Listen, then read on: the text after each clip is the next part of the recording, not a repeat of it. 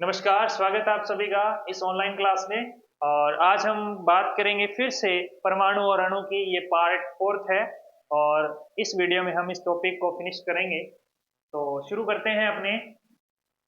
सबसे पहले बात करेंगे अपने परमाणु संरचना के बारे में। भी लास्ट क्लास में अपने पढ़ा था, मोल कंसेप्ट पढ़ा था, उससे पहले परमाणु के बारे में पढ़ा। अब जैसे जैसे परमाणु के बारे में रिसर्च हुई, कुछ साइंटिस्ट इंटरेस्टेड हुए इसके अंदर और उन्होंने कहा कि हम बताएंगे कि परमाणु जो है वो दिखता कैसे है, वो कैसा होता है, उसके अंदर क्या क्या चीजें होती है, हम बताएंगे। तो इसी सीरीज के अंदर अपने आज हम पढ़ने वाले हैं परमाणु की संरचना के लिए जो दिए गए मॉडल है। परमाणु की संरचना के परमाणु जो मॉडल है वो पढ़ेंगे।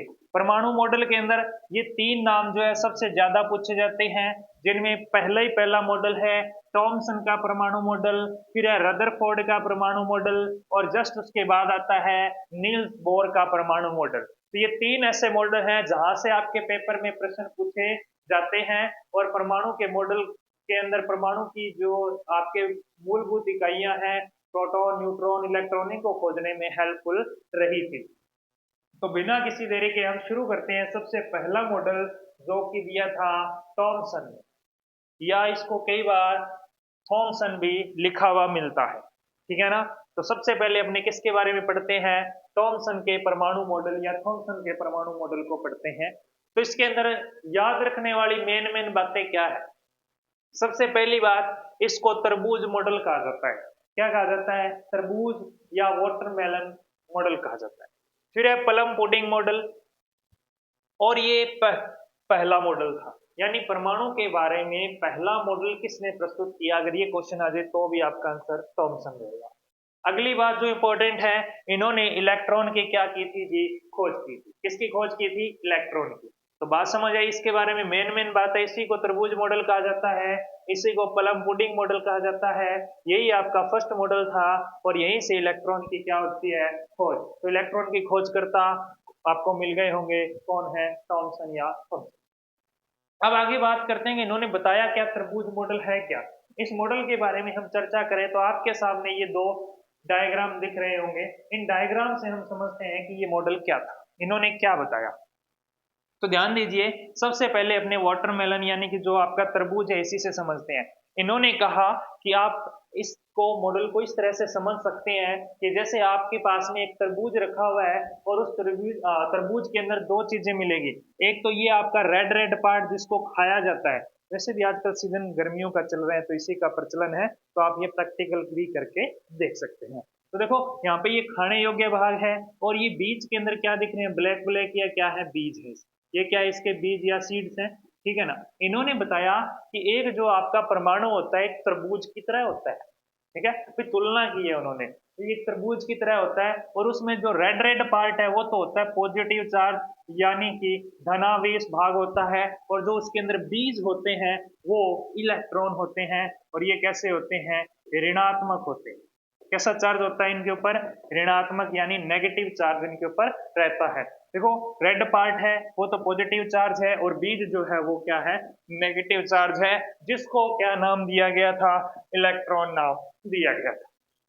इसी को आप ऐसे भी समझ सकते हो, ये आपके पास में डायग्राम है मॉडल का कि पूरा जो पॉजिटिव चार्ज है वो पूरे के अंदर बिखरा हुआ रहता है और बीच बीच में इलेक्ट्रॉन जो है बीज की तरह दसे हुए रहते हैं। ये आपके टॉमसन का परमाणु मॉडल था। आशा करता हूँ समझ आ गया होगा। क्या है? सिंपल सा ही है कि आपके पास में धनावेश भाग है वो पूरे के अंदर बिखरा हुआ रहता है और बीच बीच में कौन है? ये देखो बीच बीच में कौन धसे हुए रहते हैं? इलेक्ट्रॉन धसे हुए रहते हैं। जैसे एक तरबूज के अंदर बीज धसे हुए होते हैं वैसे इलेक्ट्रॉन धसे हुए रहते हैं। ये बात कही थी थॉमसन जी ने या टॉमसन जी। क्लियर है बात? तो ये था आपके थॉमसन का परमाणु मॉडल।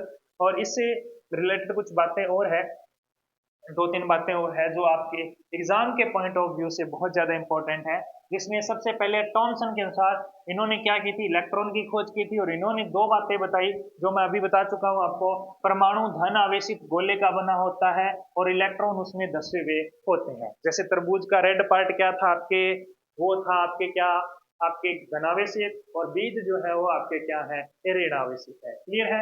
ऋणात्मक और धनात्मक आवेश जो है, यानी कि जो धनावेश है पॉजिटिव चार्ज और जो नेगेटिव चार्ज है परिमाण में समान होता है। परिमाण का मतलब होता है आपके जो राशि कह सकते हो, क्या होता है राशि में, क्या होते हैं समान। जैसे 5 कूलाम अगर नेगेटिव है तो 5 कूलाम ही क्या होगा, पॉजिटिव होगा। इसलिए परमाणु जो है वो क्या होते हैं, उदासीन। उदासीन का मतलब है कि वो ना ही तो पॉजिटिव होते हैं ना ही नेगेटिव, यानी ना ही तो धनावेशित होते हैं ना ही ऋणावेशित होते हैं, वो उदासीन होते हैं। उदासीन का मतलब यही है कि जब प्लस और माइनस की संख्या बराबर हो, यानी कि जैसे आप तराजू है उसमें कुछ वजन तोल रहे हैं, एक तरफ 5 किलो का बाट और दूसरी तरफ 5 किलो वस्तु रखी है, तो वो तराजू संतुलन में रहता है। तो जो संतुलन अवस्था है धनात्मक और ऋणात्मक की, ऋणावेश और धनावेश की, उसी अवस्था को क्या कहा जाता है साहब, उदासीन या न्यूट्रलाइजेशन कहा जाता है। ये बात क्लियर हो गई होगी। तो ये था अपने थॉमसन जी का परमाणु मॉडल। नेक्स्ट जो है इनकी जो मॉडल था, ये आपके क्या हुआ, जब आगे और साइंटिस्ट आए उन्होंने एक्सपेरिमेंट किया तो इनके मॉडल जो है वो क्या हुआ, फेल हो गया। फिर कौन आया आपके अगले जो साइंटिस्ट आते हैं, वो है रदरफोर्ड। कौन है, रदरफोर्ड ने अपना परमाणु मॉडल प्रस्तुत किया।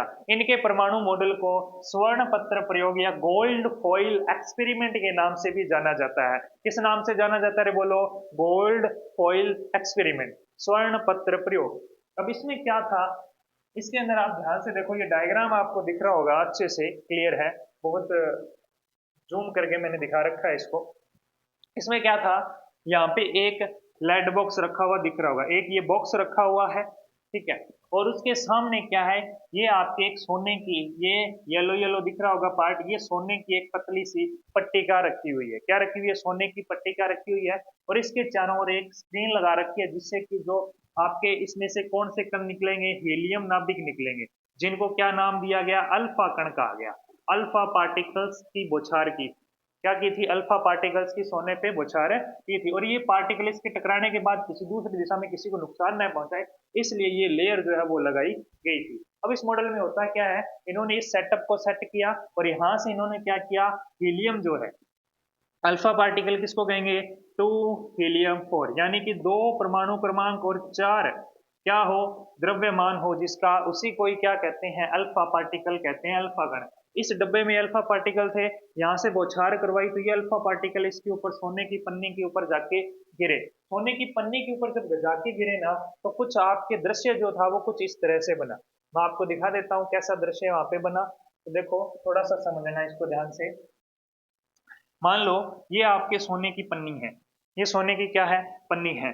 और यहां से क्या हो रहा है, सामने जो है आपके इस जगह से आपके अल्फा पार्टिकल जो है वो क्या होंगे, निकलेंगे, ठीक है ना, इस बॉक्स से निकलेंगे। ये मान लो अल्फा पार्टिकल की बौछार करेगा, तो यहाँ से जब अल्फा कण जो बौछार की, तो कुछ कण तो इस तरह से क्या निकल गए जी, सीधे निकले, ठीक है, क्या निकल गए, इस तरह से बिल्कुल सीधे निकल गए, ठीक है ना।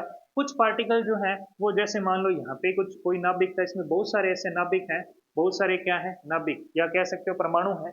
तो एक मान लो ये परमाणु है, इसके पास में गया तो ये कुछ इस तरह से क्या हो गया, डिफ्लेक्ट हो गया। डिफ्लेक्ट का मतलब किसी दूसरी दिशा में विचलित हो गया। ऐसे ही और भी कण जो है वो किसी दिशा के अंदर विचलित हो गए, यानी लगभग जो आपके कण थे, माना जाता है कि लगभग 12,000 पार्टिकल, अल्फा पार्टिकल की बौछार की थी, जिनमें से अधिकांश सीधे निकल गए, कुछ कम कोण से विक्षेपित हुए। लेकिन एक इंटरेस्टिंग बात यहाँ पे जो हुई थी, जिससे ये मॉडल आपके सामने आया, वो ये थी कि एक पार्टिकल जो बिल्कुल नाभिक की सीध में गया था, जो नाभिक के बिल्कुल क्या गया था जी, सीध में गया था, वो उस नाभिक के टकराकर या उस परमाणु के टकराकर उसी दिशा में वापस आ गया था, यानी 180 डिग्री पुनः मुड़ के आपके आया था। कितने डिग्री, 180 डिग्री। यानी ये जो आपके एक्सपेरिमेंट है, ये किसने किया था, रदरफोर्ड जी ने किया था। बात समझ आ गई होगी। तो इस तरह से ये जो आपके सेटअप है, इसके अंदर यही हुआ कि अधिकांश पार्टिकल जो है वो सीधे निकल गए, कुछ आपके कम कोण से विक्षेपित हुए, और इनमें से इंटरेस्टिंग बात ये थी कि एक पार्टिकल इसके टच होकर वापस उसी दिशा के अंदर मुड़ के आ गया था। इसी से इन्होंने क्या किया, रिजल्ट निकाला था। देखो इसके बारे में मेन जो बात है, आपके पेपर लाइक जो बात है वो देखो, वहां पे अपने को कोई समझाना नहीं है, आपको समझाना था। सोने की पतली पन्नी है जो 1000 परमाणुओं के बराबर थी, यानी उस पन्नी के अंदर कितने परमाणु माने गए, आइडिया है, कोई फिक्स है नहीं, 1000 परमाणु माने गए। अगली जो बात आपके लिए है अल्फा पार्टिकल की, यानी अल्फा कण क्या होते हैं। तो अल्फा कण किसको कहा गया, 2 हीलियम 4 जो है, इसको क्या कहा जाता है, अल्फा कण। एक बार पेपर में भी आया हुआ है, अल्फा कण क्या है, 2 हीलियम 4, 1H1 1H3, इस तरह से आपके ऑप्शन थे। देखो नेक्स्ट जो है आपके परिणाम क्या निकले, ये एक्सपेरिमेंट करने के बाद में जो रिजल्ट्स निकले वो उन्होंने अपनी कॉपी में लिखे, और उनमें से पहला जो था, अधिकतर अल्फा कण जो है सीधे निकल गए, ये बात अपने की थी। अगला है कुछ अल्फा कण कुछ कोण से विक्षेपित हुए, है ना। जैसे ये मान लो ये था, ये आपका नाभिक है, तो यहाँ से कुछ कोण से क्या हो गया, विक्षेपित हो गया, सीधा जाता तो ये था, ये कुछ कोण से हो गया, विक्षेपित हो गया। 12,000 में से एक कण पुनः लौट गया, यानी 180 डिग्री से विक्षेपित हो गया। पेपर में आ जाए 180 डिग्री से कितने कण विक्षेपित हुए, तो मात्र एक कण जो है 180 डिग्री से विक्षेपित हुआ था। ये बात आपने याद रखनी है, ठीक है। नेक्स्ट देखो, अब यहाँ पे एक इंटरेस्टिंग बात और आती है, बुक्स में भी लिखी हुई है, आपके एनसीईआरटी में लाइन लिखी हुई है कि ये एक कण जो है ना वापिस आया था, उससे उन्होंने टॉमसन जी ने कही थी कि ये अविश्वसनीय था, इसके ऊपर विश्वास करने लायक बात नहीं थी कि ऐसे टकरा के आ जाएगा। क्यों? क्योंकि ऐसा लग रहा था कि इसको आपको कहा जाए कि आप कैसे विश्वास कर लो, आपको कहा जाए कि आपने क्या किया, एक जो आपने जो तोप है, तोप का जो गोला है उसको मारा आपने चिंटी पे, तोप का गोला किस पे मारा आपने, चिंटी पे मारा, और चिंटी की टकरा के क्या आ जाए, वापिस आ जाए, विश्वास होगा क्या?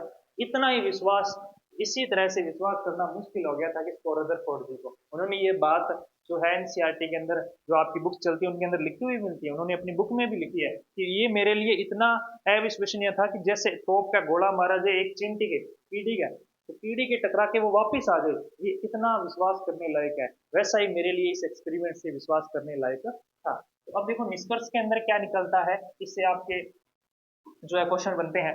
देखो निष्कर्ष में क्या है, परमाणु का केंद्र धनावेशित होता है, परमाणु का केंद्र कैसा होता है, धनावेशित। देखो आपके जो टॉमसन साहब थे वो क्या कहते हैं, पूरे केंद्र धनावेश है, लेकिन इन्होंने क्या कहा, परमाणु का जो सिर्फ केंद्र होता है ना बीच में, यही जो होता है धनावेशित होता है। आगे क्या, इलेक्ट्रॉन नाभिक के चारों ओर वर्तुलाकार मार्ग में चक्कर लगाते हैं। क्या कहा कि जो इलेक्ट्रॉन है वो नाभिक, जैसे ये नाभिक है, इसके चारों ओर वर्तुलाकार कक्षा, वर्तुलाकार क्या होता है कि इस तरह से हर बार उसकी रेडियस क्या होती रहती है, कम होती रहती है। जैसे आप मनोविज्ञान साइकोलॉजी में पढ़ते हो, विकास जो है वो वर्तुलाकार होता है, पढ़ते हो या नहीं पढ़ते हो, तो वैसा ही वर्तुलाकार का मतलब इस तरह से होता है, यानी बाद में धीरे धीरे रेडियस जो है, त्रिज्या जो है वो क्या होती रहती है जी, बोलो, कम होती रहती है, ठीक है ना। तो जो है इलेक्ट्रॉन जो है नाभिक में किस तरह चक्कर लगाता है, वर्तुलाकार मार्ग में, ये किसने बताया, ये बताया रदरफोर्ड जी ने, ठीक है। नेक्स्ट जो है, नाभिक का आकार परमाणु के आकार की तुलना में काफी क्या है, कम है। मान लो ये नाभिक है, सॉरी ये परमाणु है आपका, और नाभिक जो है वो इसके अंदर इस तरह से बहुत ही छोटा सा होता है, इस तरह से उन्होंने बताया। और ये बीच के अंदर जो है ये कैसा होता है, धनावेशित होता है, कैसा होता है, धनावेशित। और इसके चारों ओर वर्तुलाकार कक्षा में इस तरह से कक्षा के अंदर कौन चक्कर लगाता है, इलेक्ट्रॉन चक्कर लगाता है। ये किसने बताया, रदरफोर्ड जी ने बताया। ये बता दिया, बताने के बाद में देखो कमियां क्या रही, इनका मॉडल भी क्या हुआ, फेल हो गया था, बाद में एक्सपेरिमेंट जो किया था वो फेल माना गया। क्यों? देखो एक चीज की खोज कर दी, किसकी खोज की, अगर आपसे पूछा जाए नाभिक की खोज किसने की, किसकी, नाभिक की खोज, तब नाम किसका आएगा, रदरफोर्ड का आएगा, किसका आएगा, रदरफोर्ड। अगर आपसे पूछे इलेक्ट्रॉन की खोज किसने की, तब आपके किसका आएगा, टॉमसन का नाम आएगा, ठीक है। तो देखो कमियां क्या रही इनकी, कि जो आपके वर्तमान में और मॉडल की आवश्यकता पड़ी, तो इनकी कमी थी, यदि इलेक्ट्रॉन वर्तुलाकार कक्षा में चक्कर लगाएंगे तो अंत में इलेक्ट्रॉन नाभिक में गिर जाएगा, जो कि संभव नहीं है। कहने का मतलब ये है कि मान लो कि जैसा, अब मान लो कि ये आपके पास में क्या है, इस तरह से वर्तुलाकार कक्षा है और ये नाभिक है बीच में। अब इलेक्ट्रॉन बेचारा क्या करेगा, गति करेगा कि नहीं करेगा, यहाँ से चला बेचारा, गति करते करते करते करते करते करते करते ये कक्षा में घूमता घूमता नाभिक में गिर गया, नाभिक में गिर गया, तो नाभिक तो कैसा है, धनावेशित, इलेक्ट्रॉन कैसा है, ऋणावेशित, दोनों क्या हो जाएंगे, कैंसिल आउट, नेगेटिव और पॉजिटिव मिलके क्या बना लेंगे, उदासीन, न्यूट्रलाइजेशन कर लेंगे। तो न्यूट्रलाइजेशन हो जाने के बाद में क्या उसका अस्तित्व रहेगा क्या, कोई अस्तित्व नहीं रहेगा, दोनों क्या हो जाएंगे, नष्ट हो जाएंगे। इसका मतलब ये हुआ कि परमाणु जो है फिर तो स्थायी नहीं हुआ, स्टेबल ही नहीं हुआ, स्टेबल ही नहीं है, फिर ये मॉडल कैसे सक्सेस हो सकता था। तो बात समझ आ गई, इस तरह से वो नाभिक में गिर जाएगा, इसलिए ये जो मॉडल है ये आपके क्या हुआ, वेरीफाइड नहीं हुआ। अगली जो बात थी, परमाणु के स्थायीपन की व्याख्या नहीं कर पाए। तो देखो सिंपल सी बात है, पहली बात है उसी पे दूसरी बात लिखी हुई है कि नाभिक वर्तुलाकार कक्षा में चक्कर लगाएगा तो लास्ट में उसको कहाँ गिरना पड़ेगा, उसको नाभिक में गिरना पड़ेगा, जो कि संभव नहीं है। बात समझ गए होंगे। तो इसीलिए इनका मॉडल जो है वो सक्सेस नहीं हुआ। कमियां भी कई बार पेपर में पूछी जाती है। नेक्स्ट जो मॉडल आता है, वर्तमान में जिस मॉडल पे काम चल रहे हैं, जिस मॉडल को मान्यता मिली, वो है आपके बोर का परमाणु। किसका? बोर का परमाणु मॉडल। इनका पूरा नाम है नील्स बोर। क्या है जी? Niels Bohr. इन्होंने मॉडल दिया। अब इन्होंने मॉडल में दो बातें हैं जो आपको याद रखनी है इनके मॉडल की। पहली है, इलेक्ट्रॉन केवल कुछ निश्चित कक्षाओं में ही चक्कर लगा सकते हैं, जिन्हें इलेक्ट्रॉन की कक्षा कहते हैं। कुछ निश्चित कक्षाओं में चक्कर लगा, यानी कि कहने का मतलब ये है, एक नाभिक हो गया, जैसे ये डायग्राम में दिखा भी रखा है, आपको दिखा देता हूं मैं आपको। देखो ये क्या हो गया जी? नाभिक हो गया। ये बीच में क्या है आपके पास में? नाभिक है। क्या है जी? ये आपका नाभिक न्यूक्लियस है। ये क्या आपके पास में? नाभिक। ठीक है। उसके बाद में ये पहली क्या आ गई? कक्षा आ गई। ये दूसरी क्या आ गई? कक्षा आ गया। ये तीसरी कक्षा आ गई। और फिर ये कौन सी आ गई जी? चौथी। यानी कि नाभिक के बाद में ये पहली कक्षा है, ये दूसरी है, ये तीसरी है, ये चौथी है। कहने का मतलब एक के बाद एक वर्ताकार पथ में गति करता है, और जिस वर्ताकार पथ पे गति करता है उसी को कक्षा कहते हैं, जिनका नाम के एल एम एन रखा जाता है। स्टार्टिंग कहाँ से होती है? के से होती है, दूसरी एल, फिर एम, फिर एन। इस तरह से जो है कक्षाओं के नाम रखे गए। अब आप ये नहीं कह सकते कि इनको एबीसीडी लिख दें, एबीसीडी नहीं लिख सकते। स्टार्टिंग कहाँ से होती है? के से।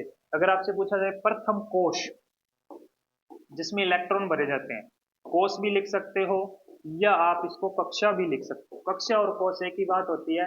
कक्षा और कोश जो है वो आपके कहाँ से शुरू होते हैं? के से शुरू होते हैं। क्लियर है ये बात? कोई दिक्कत वाली बात नहीं है। अगली बात देखो, जब इलेक्ट्रॉन इस विविध यानी एक फिक्स जो कक्षा है में चक्कर लगाते हैं तो उनकी ऊर्जा विकीर्ण नहीं होता, यानी उसकी ऊर्जा नष्ट नहीं होती है, किंतु उच्च कक्षा से निम्न कक्षा अथवा निम्न कक्षा से उच्च कक्षा में जाने पर क्रमशः ऊर्जा का अवशोषण या उत्सर्जन होता है। इसका मतलब सीधा सीधा ये है कि मान लो इलेक्ट्रॉन यहाँ है, ठीक है, फिर इलेक्ट्रॉन इसमें भी गति कर रहा है। अब ये जो है सिंपल सी बात ये है कि जो कक्षाएं होती है वो एक प्रकार का ऊर्जा स्तर होता है। जो आप जिसको आप कक्षा नाम दे रहे हो, वो कक्षा जो है आपकी, जिनके अंदर इलेक्ट्रॉन चक्रण लगाते हैं, वो एक तरह से क्या होते हैं? ऊर्जा स्तर होते हैं। क्या होते हैं? ऊर्जा स्तर। जिन इलेक्ट्रॉनों की ऊर्जा ज्यादा है वो दूसरे वाले के अंदर काम करेंगे, यानी चक्रण करेंगे। जिनकी ऊर्जा कम है वो नाभिक के पास में रहते हैं। तो जिनकी ऊर्जा कम है वो नाभिक के पास, जैसे जैसे ऊर्जा बढ़ती है वो नाभिक से क्या चले जाते हैं? दूर चले जाते हैं। अब मान लो इसकी ऊर्जा बढ़ गई तो ये कहाँ चला जाएगा? अगली कक्षा में।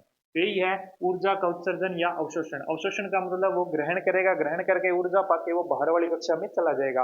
अगर बाहर से अंदर जाना है तो वो ऊर्जा को क्या करेगा? उत्सर्जित करेगा, यानी बाहर निकालेगा, जिससे उसकी ऊर्जा कम हो जाएगी, तो वो उससे कम ऊर्जा स्तर वाले के अंदर चला जाएगा। यानी ये बात है कि आपने क्या करना है, अगर इलेक्ट्रॉन लास्ट कक्षा में है और उसको दूसरी या पहली कक्षा में जाना है तो इसकी ऊर्जा क्या होती है भैया? अधिक होती है। उसकी ऊर्जा को उन्होंने क्या करना है? उसकी ऊर्जा को उन्होंने कम करना है। कम क्यों करना है? क्योंकि इस कक्षा में से इसने कहाँ जाना है? की कक्षा में जाना है। भाई बाहर से अंदर जाना है तो ऊर्जा कम करनी पड़ेगी, और अंदर से बाहर आना है तो ऊर्जा ग्रहण करनी पड़ेगी। तो ये सिंपल सा फंडा है किसका? बोर का परमाणु मॉडल हमें ये चीज सिखाता है। नेक्स्ट देखो अपने पास में क्या आता है। कुछ आपके परमाणु के मौलिक कण हैं, यानी कि परमाणु के अंदर 3 अवपरमाणु कण पाए जाते हैं। वैसे तो ये कहा जाता है कि सबसे छोटी इकाई जो है वो परमाणु होती है, लेकिन परमाणु में भी 3 छोटे पार्टिकल्स अवपरमाणु जो है पाए जाते हैं। जिनमें से कौन कौन से हैं? देखो ध्यान से। एक तो है इलेक्ट्रॉन। क्या है? इलेक्ट्रॉन है। क्या है? इलेक्ट्रॉन। पहला कौन सा है? इलेक्ट्रॉन है। ठीक है ना? पहला है आपके पास में इलेक्ट्रॉन, जिसको आप ई से डिनोट करते हैं। फिर है आपके पास में प्रोटॉन, जिसको आप पी से डिनोट करते हैं। फिर आपके पास में है न्यूट्रॉन, जिसको आप एन से डिनोट करते हैं। ये ऋणावेशित होता है, ये धनावेशित होता है, और ये उदासीन होता है, यानी इसका कोई भी आवेश नहीं होता है, न्यूट्रॉन जो है न्यूट्रल होता है, न्यूट्रॉन न्यूट्रल, ठीक है ना। अब जो है इलेक्ट्रॉन ऋणावेशित होता है और प्रोटॉन जो है वो कैसा होता है, धनावेशित। अब बात आती है इनके अंदर आवेश कितना होता है, कई बार पेपर में ये भी पूछ लेता है। तो देखो, जो इलेक्ट्रॉन है उसमें और जो आपका प्रोटॉन है, इन दोनों में आवेश सेम होता है। कितना याद रखना है, 1.6 गुणा 10⁻⁻19 गुलाम। 1.6 गुणा 10⁻⁻19 गुलाम किसके अंदर आवेश होता है आपके, किसके अंदर होता है बोलो तो, किसके अंदर होता है, प्रोटॉन के अंदर और इलेक्ट्रॉन के अंदर। प्रोटॉन में प्लस का होता है, इलेक्ट्रॉन में माइनस का होता है। प्रोटॉन में प्लस का, इलेक्ट्रॉन में माइनस का, लेकिन संख्या में क्या होता है, एक समान ही होता है। वैसे आप इसको -1 लिख सकते हो, इसको +1, और इसमें क्या होता है, 0 होता है। फिर इनके द्रव्यमान की बात करें, आपके इलेक्ट्रॉन जो है उसका एटॉमिक मास यूनिट में द्रव्यमान होता है 0.000548 होता है, ठीक है, एएमयू में, एटॉमिक मास यूनिट में।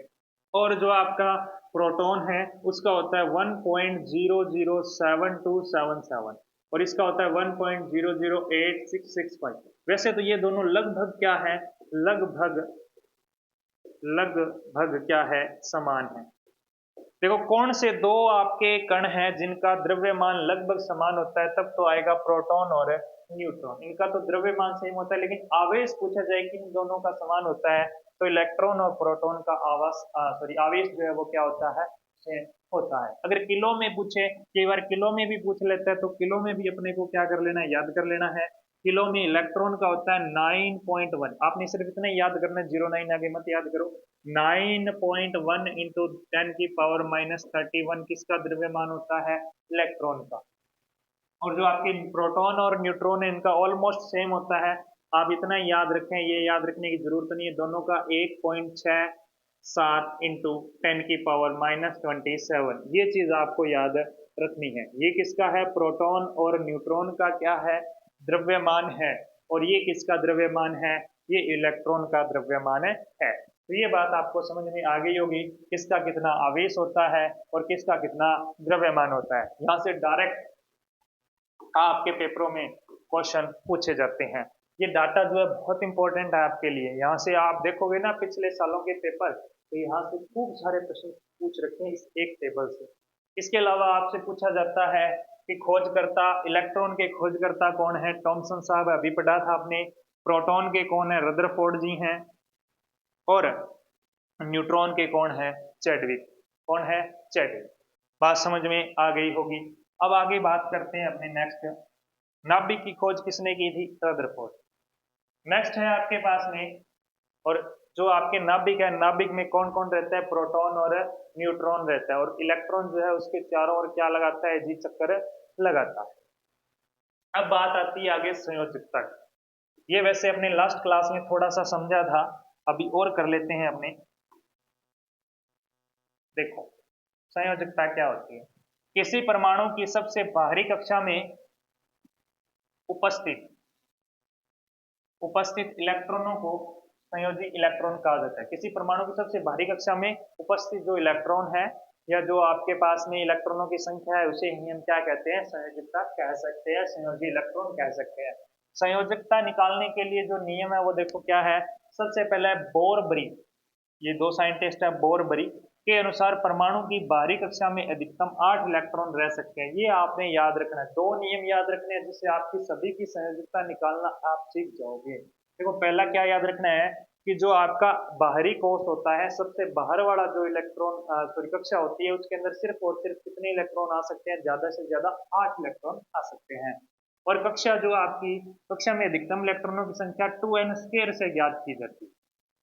आपके पास में जो कक्षाएं हैं, पहली कक्षा, दूसरी कक्षा, तीसरी, यानी कि ये नाभिक था, नाभिक के चारों ओर ये पहली कक्षा हो गई, ये दूसरी कक्षा हो गई, ये तीसरी कक्षा हो गई, ये चौथी हो गई। तो इनमें ज्यादा से ज्यादा कितने इलेक्ट्रॉन भरे जाएंगे, इसके लिए आप किस सूत्र का उपयोग करोगे, 2n² का प्रयोग करोगे। इसका प्रयोग करोगे, 2n² का प्रयोग करोगे। इस सूत्र से ज्ञात किया जाता है कि कितने अधिकतम इलेक्ट्रॉन भरे जा सकते हैं। तो ये चीज आपने दो ही नियम जो है वो याद रखने हैं, जिनसे आप जो संयोजकता है वो निकाल सकते हो। अभी अपने संयोजकता की जो टेबल है वो अपने फुलफिल करेंगे।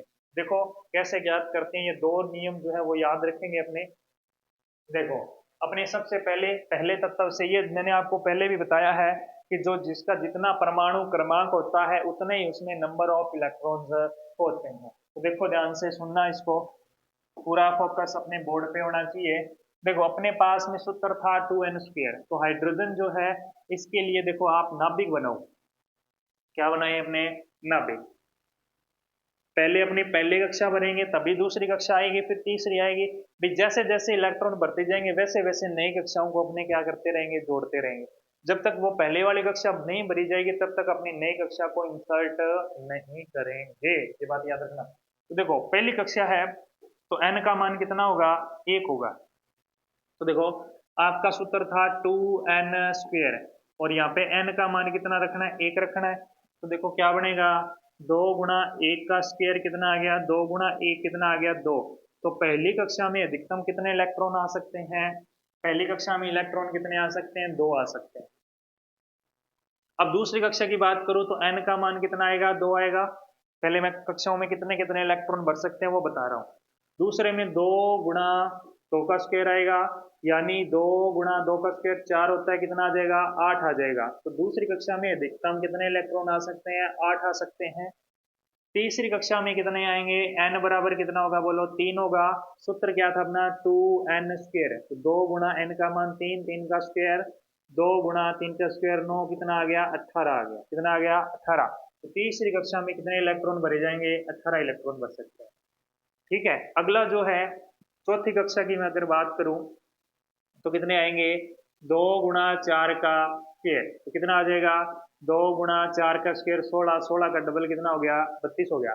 तो चौथी कक्षा जो है उसमें कितने आ जाएंगे, 32 आ जाएंगे। तो इस तरह से आप 2n² से क्या ज्ञात कर सकते हो कि इसके अंदर अधिकतम कितने इलेक्ट्रॉन भरे जा सकते हैं।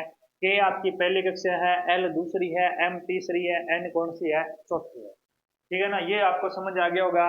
पहले में 2, 2, 8, 18, 32 क्या होता है, मैं अधिकतम इलेक्ट्रॉनों की संख्या जो है मैं इनके ऊपर लिख देता हूं, 2, 8, 18, 32।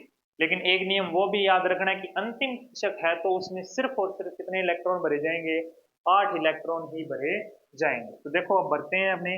अब हाइड्रोजन के पास में कितने इलेक्ट्रॉन है, 1 इलेक्ट्रॉन है। तो पहले पहली कक्षा में भरे जाएंगे। देखो यहाँ पे इसमें कितने भरे जाएंगे, 1 इलेक्ट्रॉन। देखो ये नाम यहीं आगे, चलो कोई बात नहीं। हाइड्रोजन के पास में 1 इलेक्ट्रॉन है, पहली कक्षा में 1 इलेक्ट्रॉन अपने भर दिया। पहले सारे इलेक्ट्रॉन भर लेते हैं अपने, फिर देखेंगे कि इनकी संयोजकता कैसे निकालते हैं।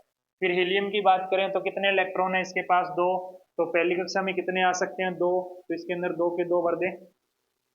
फिर देखो अगली में इसके पास में 3 है, तो पहले में तो 2 ही आ सकते हैं। अब कितने बच गए, 1 बच गया, वो अगली वाली क्लास में चला जाएगा। फिर देखो इसके पास 4 है, तो पहले में कितने आ जाएंगे, 2। अगली में कितने आएंगे, 2। ठीक है। फिर अपने 5 है, तो इसको कैसे करेंगे, इसमें तो 2 ही आएंगे, अगले में कितने आ जाएंगे, 3। फिर आगे देखो इसके पास कितने, 2। इसके पास कितने, 4। इसके पास 7 हैं, तो 2 तो पहले में आ जाएंगे, 5 नेक्स्ट में आ जाएंगे। फिर 8 हैं, तो ये कितने आ जाएंगे, 2 और 6 आ जाएंगे। फिर यहाँ 9 हैं, तो यहाँ 2 आ जाएंगे, और यहाँ कितने आ जाएंगे, 7 आ जाएंगे। और लास्ट वाले के पास, इसके पास कितने हैं, नियोन के पास कितने हैं, 10 हैं, तो यहाँ आ जाएंगे 2 और 8। तो ये बात समझ में आ गई होगी कि मैंने इलेक्ट्रॉन कैसे भरे हैं। अब इनकी संयोजकता देखो, अंतिम कक्षक में अपने को 8 फुलफिल करने हैं। अंतिम में कितने रख सकते हैं, 8। बोर और बरी के अनुसार अंतिम में कितने, 8 इलेक्ट्रॉन होते हैं।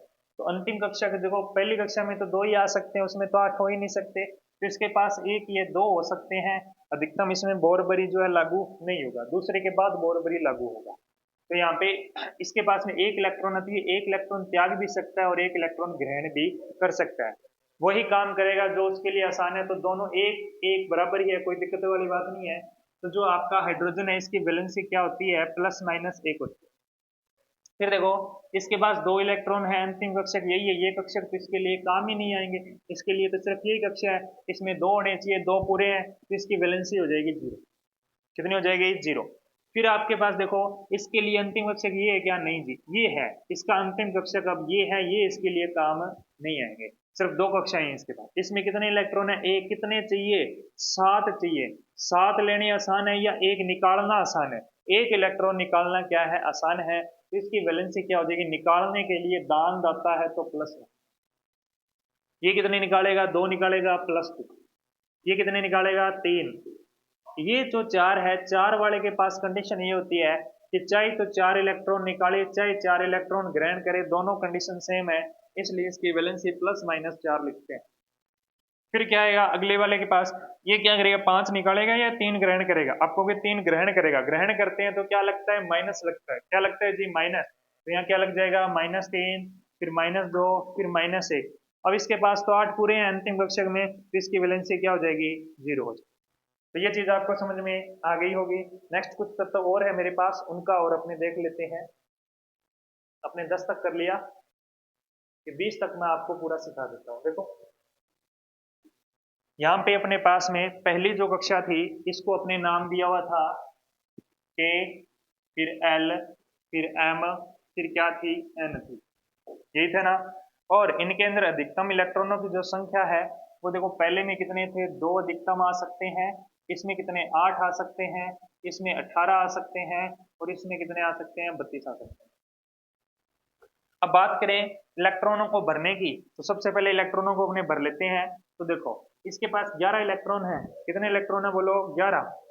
तो 11 को अपने कैसे भरेंगे, देखो इसके अंदर कितने आ सकते हैं, 2, इसके अंदर कितने आ सकते हैं, 8, कितने हो गए, 10 हो गए। कितने बच गए, 1, वो अगली वाली कक्षा में चला जाएगा, ये आपके पास काम में नहीं आएगा। ऐसे नीचे बढ़ते जाओ, कोई दिक्कत नहीं है। 2, 8 तो सेम ही रहेगा, यहाँ 2 आ जाएगा, फिर 2, 8, 3 आ जाएगा, फिर 2, 8, 4 आ जाएगा, फिर 2, 8, 5 आ जाएगा, फिर 2, 8, 6 आ जाएगा, फिर 2, 8, 7 आ जाएगा, फिर 2, 8, 8 आ जाएगा। यहाँ तक मामला क्लियर है। जैसे ही आप यहाँ पे आओगे ना 19 नंबर पे, तो 2, 8, 8, 18 हो गए, एक बच गया, वो कहाँ चला जाएगा, आगे वाली क्लास में चला जाएगा। कहाँ चला जाएगा, आगे वाली क्लास में। क्योंकि देखो यहाँ पे तो 8 पूरे हो गए, इसमें तो आ नहीं सकता, तो कहाँ जाएगा, आगे जाएगा। और 20 वाले के लिए 2, 8, 8, 2। तो इस तरह से आप क्या कर सकते हो, इलेक्ट्रॉनों को भर सकते हो। अब वैलेंसी देखो कैसे निकालेंगे, संयोजकता देखो, इसके पास अंतिम कक्षक देखो ये है। अपने को सिर्फ अंतिम कक्षक जो है वो देखना है। इन सब के लिए अंतिम ये है, लेकिन इसके लिए अंतिम ये हो जाएगा।